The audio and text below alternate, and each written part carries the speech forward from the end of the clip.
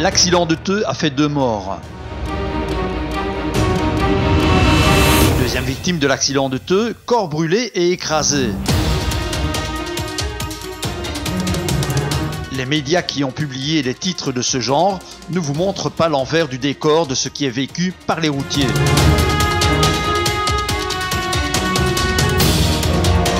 Dans pareil drame, les médias ont beaucoup d'imagination afin d'illustrer leurs articles qui feront vendre de l'audimat.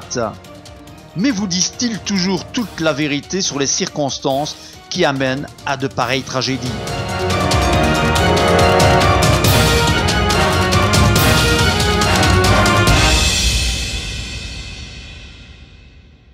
Maintenant, il fait 29 degrés à l'extérieur.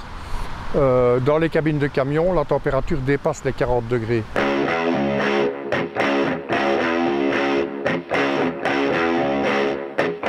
No tiene más sueño en verano para dormir que en invierno.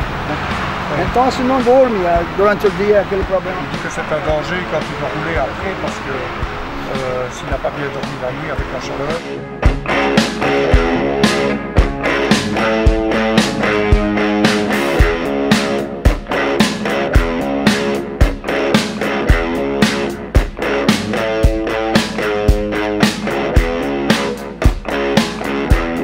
Ja, in Deutschland auch. Ich weiß in Deutschland. Ich bin auch Il y a eu des gros problèmes la semaine passée en Allemagne. Et il faisait donc, moi aussi j'étais en Allemagne, il faisait 40 degrés et la nuit il faisait 31-32 degrés. Voilà, donc ici on peut constater sur l'aire de Spie dans le sens Liège-Charleroi que les cabines des camions sont dirigées directement vers le soleil. Donc ça veut dire que dans les cabines actuellement il fait plus ou moins 50 voire 55 degrés. La température va commencer à baisser tout simplement vers minuit, 1 h du matin, où le chauffeur pourra enfin commencer à s'endormir avant de repartir vers 3 ou 4 h du matin. Ma adesso è molto difficile perché è temperatura esterna. À l'extérieur, la température est à peu près 30 degrés, dans les cabines elle monte à 37-38 degrés. C'est très difficile. Sì, per dormire non si può dormire questa ora, non si può dormire, è difficile perché anche asfalto è troppo caldo. Avec l'asphalte, c'est beaucoup trop chaud, c'est très difficile de dormir. Sur l'aire de Spie, dans le sens Liège-Charleroi, et on peut très bien constater ici que tous les camions sont dirigés vers le soleil. Il est en réalité presque 18 h, le soleil tape en plein sur les cabines, donc toute l'après-midi, le soleil a tapé sur les cabines des camions. Donc on peut imaginer la température qu'il y a dedans. On vient de parler avec quelques chauffeurs. Certains nous ont dit que la température dépassait 55 degrés dans leurs camions. Il ne faut plus vous étonner s'il y a des accidents impliquant des camions.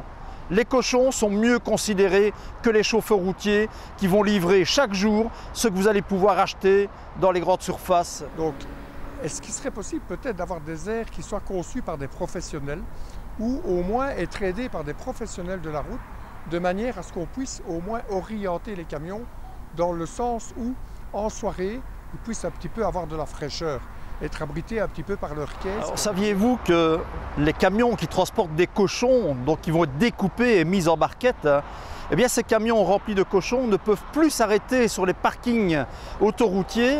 On doit abreuver ces cochons-là, tandis que le chauffeur routier, lui, peut rester en plein soleil au milieu des parkings. C'est ce qu'on propose au monde de la route aujourd'hui. Il ne faut plus vous étonner s'il y a des accidents impliquant des camions. Alors, on peut constater sur cette étendue de parking donc toute une surface de macadam. Le macadam qui va accumuler la chaleur durant toute la journée pendant les périodes d'été, donc où il fait particulièrement chaud, comme ça a été le cas dans cet été de 2015. Et cette chaleur accumulée par le macadam va remonter dans les cabines des camions jusqu'à plus ou moins minuit, 1 h du matin. Heure à laquelle les chauffeurs vont commencer à s'endormir tout doucement avant de devoir s'éveiller vers 3-4 h du matin, histoire de reprendre la route et refaire leur journée qui varie entre 12 h et 15 h grosso modo. Le chauffeur qui doit redémarrer à 4 h du matin, 3, 4, 5 h du matin, n'aura pas dormi beaucoup. Et de ce fait, il va devenir un véritable danger public parce que quand il va redémarrer, il remettra son air conditionné qui fonctionne sur son moteur. À ce moment-là, il va pouvoir un tout petit peu décompresser et le fait de décompresser, il risque de s'endormir en conduisant. Donc il faut savoir que la sécurité routière tient énormément à tous ces petits éléments joints les uns aux autres. Pourquoi les autorités n'écoutent pas les gens qui ont l'expérience de la route? Pourquoi ces autorités n'en font qu'à leur tête et développent avec l'argent du contribuable des parkings qui ne valent pas grand-chose? Bist du nicht krank mit Sohn? Ja, ja. Das ist in Polen, ja. Das ist Polen, das ist meine Haus und 27 Grad. Das ist große Temperatur. Dans son pays, il fait 26 degrés, c'est une haute température. Ja.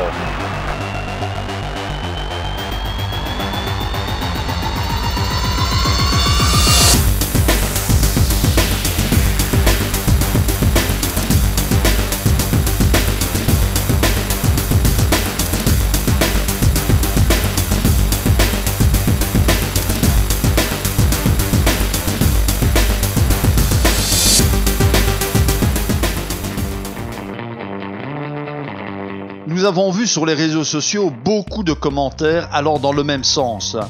Encore un camion. Encore des tués à cause d'un camion. Mais nous nous indignions sur les politiques qui sont entreprises depuis bien trop d'années et qui ont conduit les employeurs et des travailleurs du secteur du transport à créer un nouveau syndicat et fédération du transport en Belgique. Les parkings dernièrement rénovés en région wallonne vont dans le bon sens, même s'ils ne sont pas encore parfaits. La politique du CDH a permis l'agrandissement des emplacements pour les camions de 525 places ces 2 dernières années.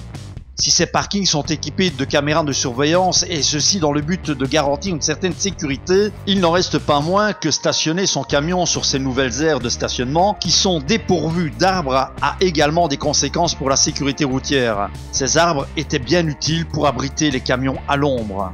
Lorsque la journée se termine et qu'il y a de fortes chaleurs, comme ce fut le cas ces dernières semaines de juin et de juillet 2015, le chauffeur devra stationner son camion en plein soleil. Et il sera très difficile pour le chauffeur de s'endormir avant 2 heures du matin. À 5 heures, il devra reprendre la route et faire sa journée pouvant aller jusqu'à 15 heures d'amplitude. Ce chauffeur fatigué devra reprendre la route pour faire 600, 700 km, voire plus dans certains cas.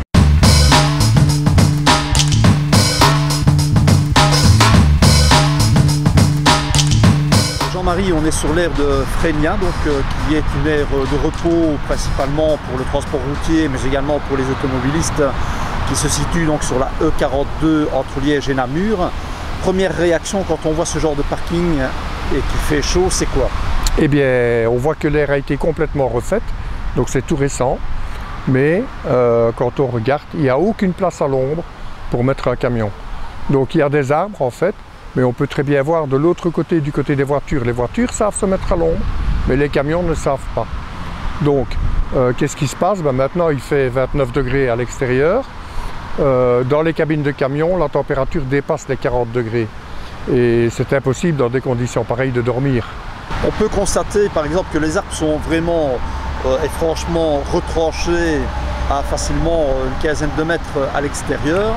Et donc, ces arbres-là ne peuvent pas procurer de l'ombre dans les cabines des camions au mois de juin, juillet et août notamment, parce que là on peut constater aujourd'hui que le soleil est au zénith ici dans ce parking-ci, et donc ça veut dire que le parking a été réalisé sans se préoccuper d'où sera le soleil par rapport aux cabines. Sans se préoccuper du tout du confort des chauffeurs.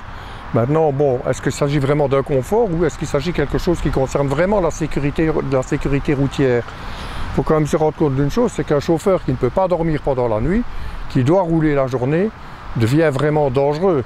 C'est normal, c'est de rester plusieurs jours sans dormir. On n'arrivera jamais à travailler une journée, à faire de la conduite 8 ou 9 heures ou 10 heures de volant en sécurité. Donc c'est quand même important de pouvoir passer des nuits normales, pouvoir dormir tout à fait normalement, ce qui n'est pas du tout le cas sur ce parking. Alors, on vient de parler avec un chauffeur lituanien, oui. Donc, qui est en torse nu dans sa cabine, retranché derrière ses rideaux. Et en face de lui, il a juste le soleil qui lui tape dans son camion. Alors, il a parlé un peu l'allemand, tu parles un peu l'allemand aussi, Jean-Marie. Qu'a-t-il dit exactement à propos de ces nuits, ces dernières nuits? Ben, il a dit que ces dernières nuits, il a été en Allemagne. La semaine passée, donc, la température dépassait les 40 degrés. Et à ce moment-là, on imagine très bien qu'à l'intérieur des cabines, on a une température qui monte au-dessus de 60 degrés. une cabine fermée parce qu'on ne peut pas laisser le camion entièrement ouvert pendant la nuit par sécurité, parce qu'il y a des agressions. Et donc on est obligé, on a uniquement le toit ouvrant qui laisse une petite fente de 3 cm d'ouverture au-dessus de la cabine qui ne permet pas d'évacuer la chaleur de la cabine.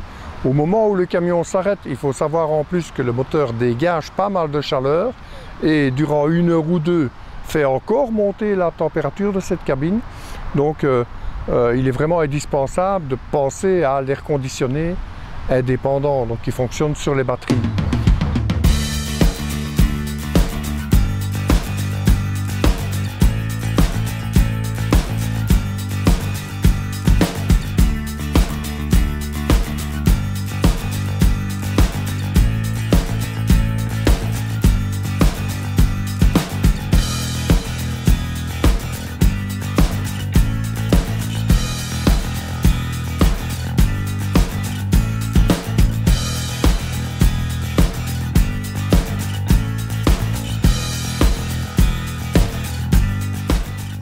Air conditionné indépendant par rapport au moteur. ¿Tienes aire acondicionado independiente? Sí, tengo aire acondicionado de ventilación. Sí, que funciona con baterías. Con baterías. Con baterías. Con baterías, sí. Oui, là. Et pour dormir avec des chaleurs comme ça, est-ce que... Y para dormir de noche no hay problema con eso. No, porque de noite, de día se liga para funcionar un poquito, de noite se para y abre-se un poquito el teto. L'ITSRE, l'interface pour le transport et la sécurité routière en Europe, a déjà fait la demande à la Commission européenne du transport pour que soit rendu obligatoire un dispositif d'air conditionné dans tous les camions possédant une couchette. Les fédérations du transport trouveront certainement que ce bidule coûte de l'argent et que ce n'est pas utile dans un pays comme la Belgique où il ne fait pas assez chaud. Si le CECOP ITSRE a été créé, c'est justement parce que ce secteur a été trop souvent représenté par des gens qui n'ont jamais conduit un camion et jamais géré une société de transport.